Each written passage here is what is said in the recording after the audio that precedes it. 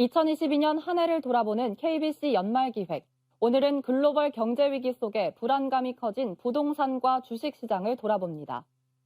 최근 몇 년간 치솟던 지역의 아파트 등 부동산 가격이 고금리 속 거래 절벽에 급락하고 있습니다. 주식시장 역시 연초 대비 20% 넘게 하락해 투자자들의 한숨이 커졌습니다. 임소영 기자의 보도입니다. 광주 서구의 한 아파트 단지입니다. 국토부 실거래가 공개 시스템에 따르면 올 1월 7억 4,700만 원에 거래된 33평형 아파트가 지난달 6억 4천만 원에 매매됐습니다. 지난 4월 7억 8,800만 원에 매매된 광주 동구의 같은 평형 아파트도 11월 6억 1천만 원에 거래됐습니다. 8억에 육박했던 아파트 값이 단기간에 1, 2억 가까이 급락한 겁니다. 금리가 급격히 올라 대출 부담이 커지면서 거래가 대폭 줄었고 집값 하락도 커졌습니다.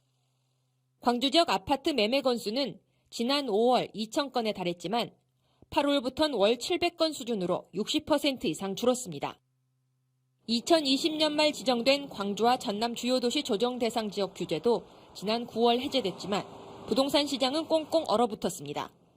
풀리고 나면 그래도 예전보다는 거래량이 좀 증가할 것이다라고 좀 생각은 했었는데 말 그대로 이제 그 금리 인상에 대한 직격타가 너무 크게 와버리니까 이런 시장이 이제 뭐 연출이 되다 보니까 아무래도 좀 더 타격이 더 심하게 오지 않았나 이런 생각이 좀 듭니다.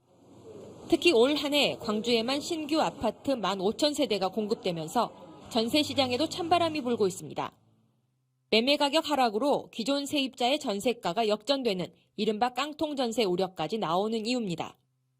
그나마 내년엔 신규 아파트 공급이 6,000세대로 줄면서 임대시장 불안감이 해소될 수 있을지 관심입니다. 부동산과 함께 주식시장도 급격한 금리 인상 속에 추락을 거듭했습니다. 올 주식시장 개장 첫날 3,000포인트를 눈앞에 뒀던 코스피 지수는 2,200포인트도 불안한 가운데 올해 장을 마감했습니다.